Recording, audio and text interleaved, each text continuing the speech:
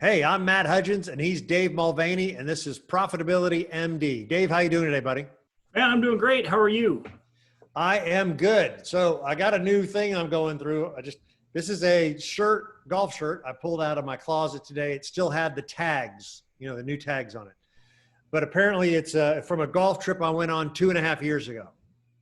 So apparently I need to rotate through my golf shirts a little more frequently. Yeah, I know what you mean. I take the same ones because they get hung in the same spot, and then all the other ones just sit in the drawer with a tag on them a lot of times. And yeah, so I'm trying to rotate through my golf shirts. So here's a golf shirt that's 2.5 years old, brand new. So kind of fun. Well, we both decided on blue today, so I saw that. Yes, very good. All right, so episode 84, do more with less time. So we're talking about how to do more with less time. It doesn't even sound possible that you can actually do more with less time. Well, I mean, I think that's the secret, I guess, that everybody's looking for is how can I do more? And when we say do more, not necessarily meaning do more work. I think the things that entrepreneurs often struggle with is having more time off and actually being off when they're off. Well, it's funny you say that. So I'm going to go on a tangent already. So already on a tangent. So we got my daughter's graduation's coming up. They didn't do the high school graduation. It's actually going to do it tomorrow. All right. So one of these, social distancing parties with the parents, funny story about do more with less time. So one of the dads was talking about his two sons, right? And it was, this son is over here, working construction this summer. It's hot. It's sweaty in Atlanta, just like it is in Florida. Oh, and the other son, he's like, he'll look for any way to do less work. And my daughters ask, what is he doing? And the big thing around here is you do these camps for kids. So it's like he and his sister are doing this camp for the kids, and they run it, the camp. People drop their kids off. They pay, I don't know what it is, 20 or 40 bucks a day. They have them all day. They got a pool. They got basketball. They got soccer and all this kind of stuff. And at the end of the day, the parents come pick them up. And so my daughter's like, gosh, but I thought, isn't your other son doing the camp? Oh yeah, he's doing the camp. But this guy's learning construction or whatever. And my daughter goes, well, which one's making more money? And he goes, well, probably the one who's doing the camp. And she goes, yeah. And then he kind of playing with kids and hanging out in the pool. Yeah. So he's probably working a little less. And the dad goes, yeah. And he goes, which one's smarter? Like which one's making more money and working less? Yeah. So it turns out the kid doing the camp was more efficient with his time. So random Smarter story. And making more money and enjoying it more. Making more money, working less time, having more fun, hanging out in the pool and playing with kids. Anyway, kind of funny, more efficient with his time. And the dad was like, yeah, I guess he is the smarter one. So kind of a funny story. But I was going to borrow. So I was on a strategic coach. You and I have done strategic coach with Dan Sullivan. He's talked about his time system. The three kind of activities are kind of your free activities where you recharge your batteries, your focus activities. That's kind of your 3 ways that you make money, 3 activities that are money-making activities. And then your buffer are kind of the activities that help you have a really good focus day or help you have a really good free day. So it's kind of like your homework or prep work kind of days. Yeah. So I was going to take that concept. We're doing it where we're kind of walking through that, right? So you and I can do this out loud. It said, look at our free days. And so what are 3 activities that we can do over the next 90 days to make our free days better, to rejuvenate our free days? So, and I want to say that a free day is very hard for new entrepreneurs to grasp. Yes. Because what a free day to a lot of entrepreneurs means maybe 4 hours with the family and then I'll work later. It's rarely a free whole day. Right. Or a free whole weekend, or, because there's always that work that you do. So I want to stress that a free day is a free day where you're supposed to be no email, no phone, unless it's personal stuff. Right. So you're recharging your batteries mentally, physically, spiritually, right? So whatever those are. So a lot of what this concept gets into is if you plan a better free day, you'll be more excited to do it, right? Yeah. So it's like, what are 3 activities you can do over the next 90 days that would be a great free day, a great recharger, right?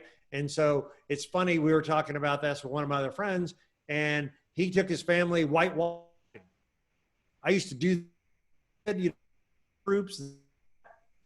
That You're breaking up. I think you said he took his family whitewater rafting. And then you broke yes. up. Oh, Okay, yeah.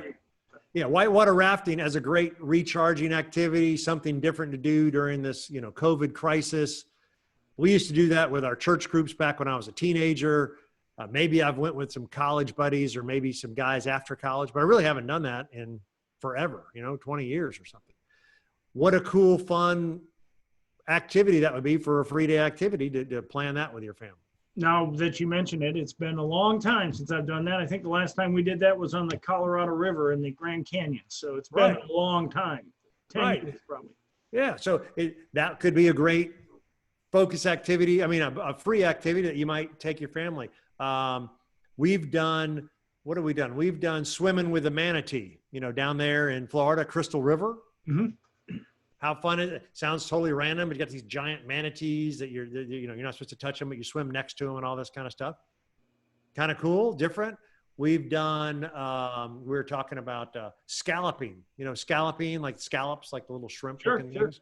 They do that over there on the west coast of Florida, where you go and you get a snorkel and you dive down and pick up these scallops. Scallops looks like little oyster kind of things. I don't know, fishing trip, I'm not a big fisherman, but I don't mind going doing some deep sea fishing. Yeah. What about you? Well, throw out a couple ideas. Fishing is always fun, in my opinion, as long as it's someone else's boat and someone else's tackle, so that when we're done, someone else, and I don't mind filleting the fish, but that's one of the things I like about deep sea fishing is they take care of everything. And then all you do is like we'd go down to Isla Morada down in the Keys, and then we'd fish, and then we'd come back and we'd have all this fresh seafood. We'd take it down to Lazy Days. I think it's called Lazy Days. And then they would make it up for us. It's just awesome. Yeah. I haven't done anything like that in a long time. Like that would be kind of fun. It is a lot of fun. Golfing, of course, is something that you and I both love to do. Right.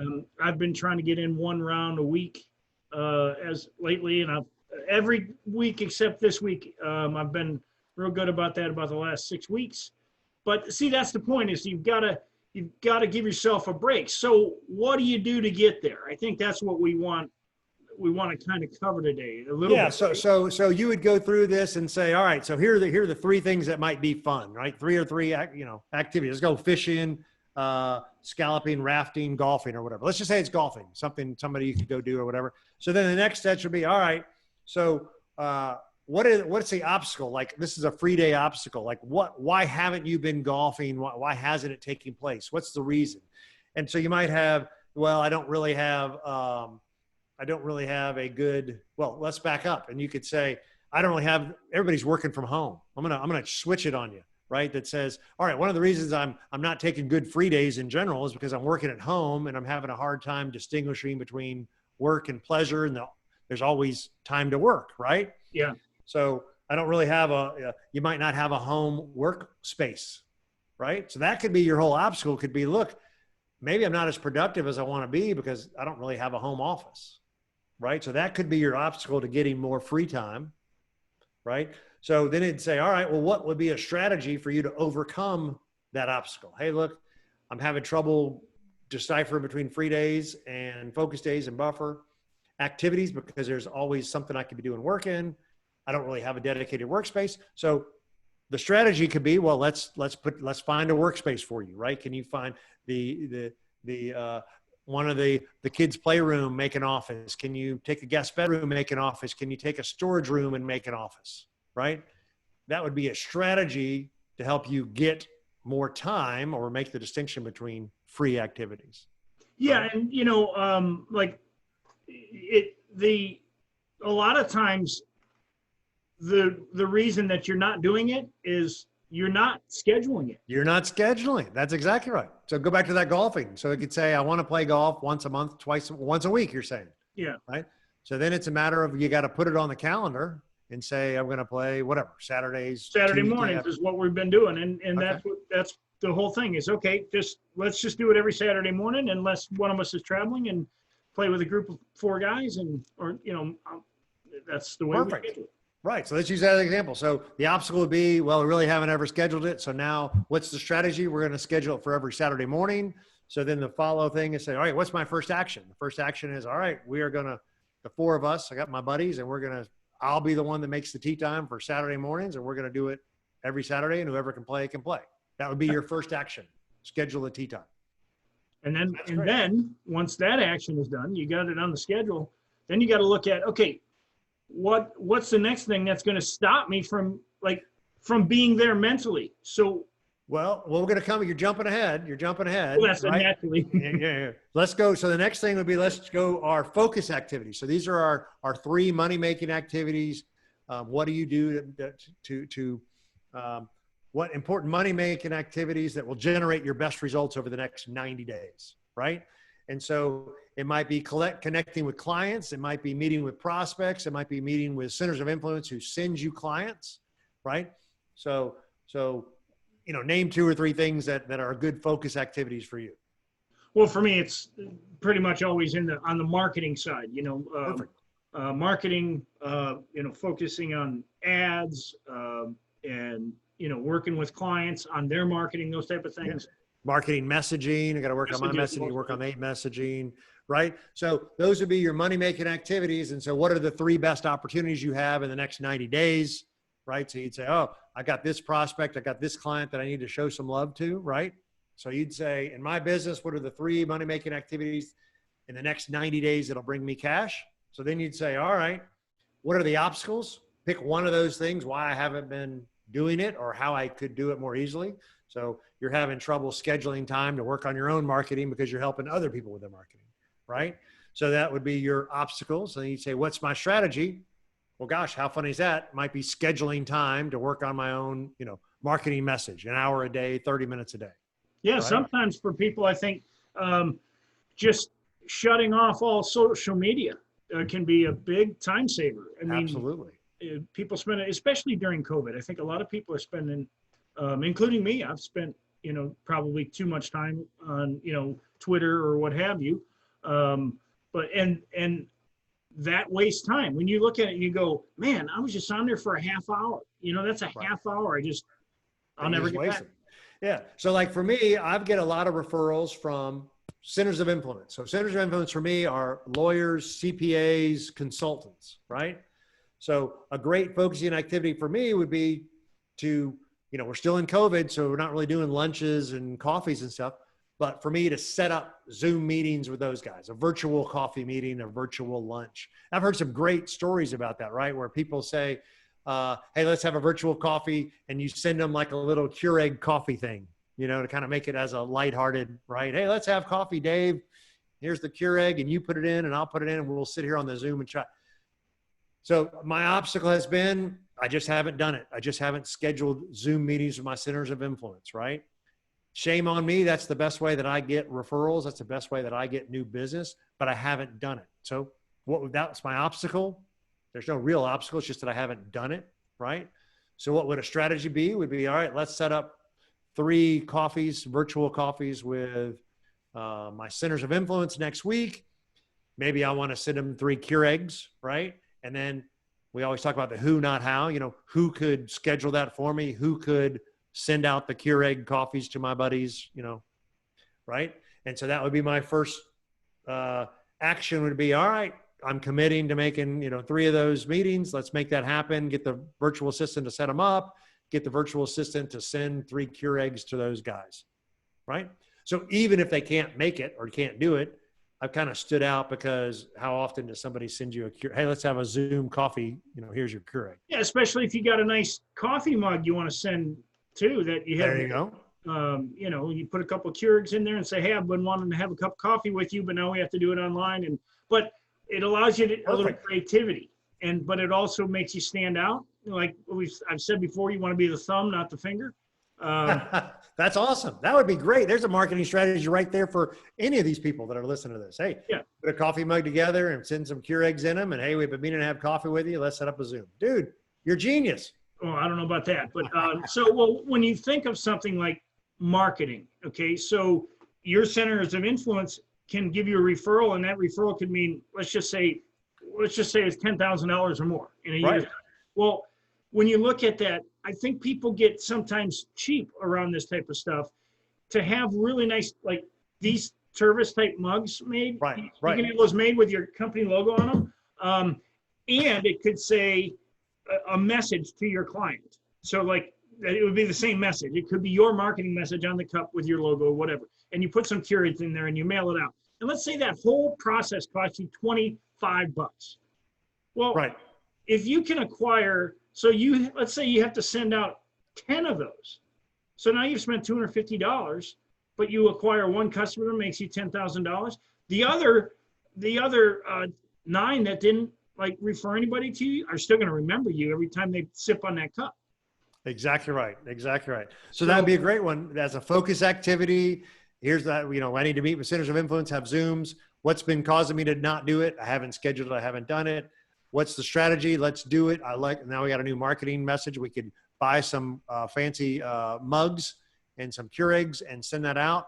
What's the first action? The who, not how, find the marketing. I've got 2 buddies that do that kind of marketing, make the logoed coffee mugs, call one of them, let's get those scheduled, and let's get the coffee, and the who's going to take, my virtual assistant is going to take care of this. That would be awesome. All right, so now we're getting into the third section, which was the buffer activities, right? So the buffer activities are the activities that help you have a great focus day or help you have a great free day, right? So it's the clean up the messes, it's the homework, it's the prep work, right? It's research, it's the emails that you got to answer. It's the, you got to meet with the accountant, to sign 941s. It's, it's all of those things sometimes that, those are the buffer day stuff, the stuff that doesn't actually appear to make you any money, but it's stuff that has to get done. Yeah, it has to get done. And it's stuff that's on the way to your focus day. So that when you're in your focus day, you're not sitting around, like 90% of your focus day is focused doing your stuff, right? Doing those activities that make you. And it's also getting some stuff done so you're not worried about it when you got your free day, right? So if you're on that playing the round of golf or on your whitewater raft trip, you're not worried about it because you got all your homework done, right? There's nothing worse than playing golf with somebody who's on the phone all the time. I totally agree. Yeah, when we're on the golf course, we're on the golf course. You could take care of it later. We got emails and phone calls and texts. We'll take care of it later. So I was looking at like cleanups, right? So you can clean up your desk, you can clean up your office, you can clean up some files.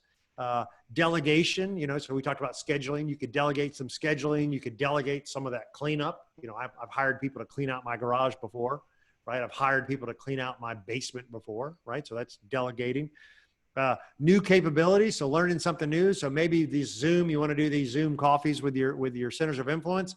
Maybe I need to learn, more about Zoom or how to, get better. You and I do these all the time, and we've been doing it for a year, so it's not for us. But I mean, if you weren't familiar with Zoom, maybe that's something you need to learn is I need to practice a Zoom webinar with my buddy, right? Or with my wife or with my assistant. Let me practice calling you up on the Zoom. And we've actually come where we've actually got a little 3 or 4 bullet point email that we send out to my clients before I do a Zoom meeting with them, right? You're going to have the link. You're going to click on it, make sure, blah, blah, blah, do it 5 minutes beforehand, make sure you have it, just whatever. You might have to download it. You might not, just walking them through, here's what it looks like in a Zoom meeting. You get the email, you click on it. You might have to click on this. You might have to enter the passcode. Sometimes it does it automatically, but it's got the instructions for them to have a good Zoom experience.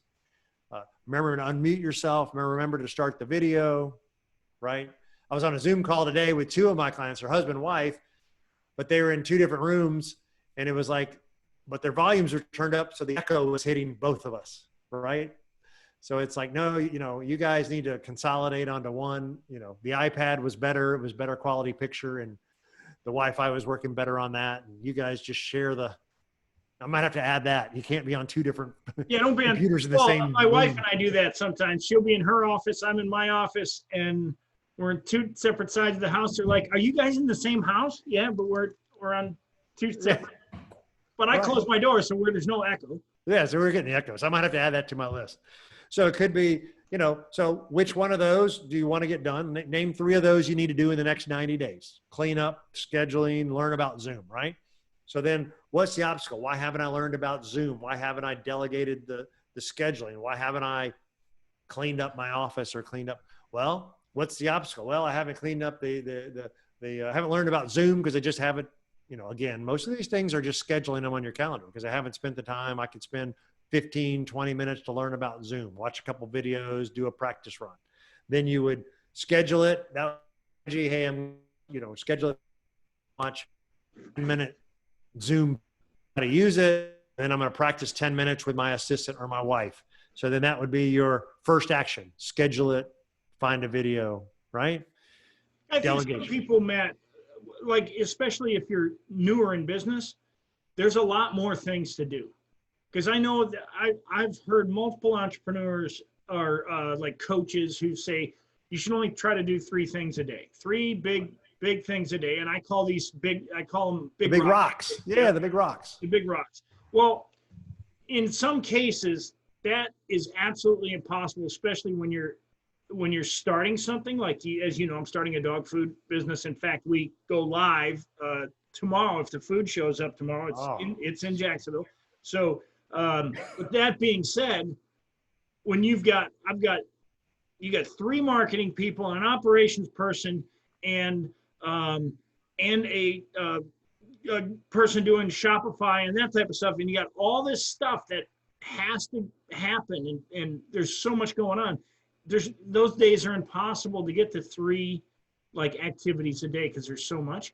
But I think what often happens during those times is people get so overwhelmed by so much that they kind of crawl into their shell a little bit. Right. Shut down a little bit. So that's where I like grading the activities. So I have a spreadsheet that I use, and I put them, all right, a 1 has to get done today.